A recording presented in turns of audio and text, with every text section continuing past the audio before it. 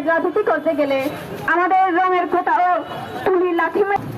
আমরা সবাই জানি স্বাধীন বাংলাদেশে বহুবার অভিবাদন জানাচ্ছি। ছাত্রদের অংশগ্রহণে প্রথম অভিবাদন করছি বিপ্লবী ছাত্র জনতাকে পার্বত্য চট্টগ্রামের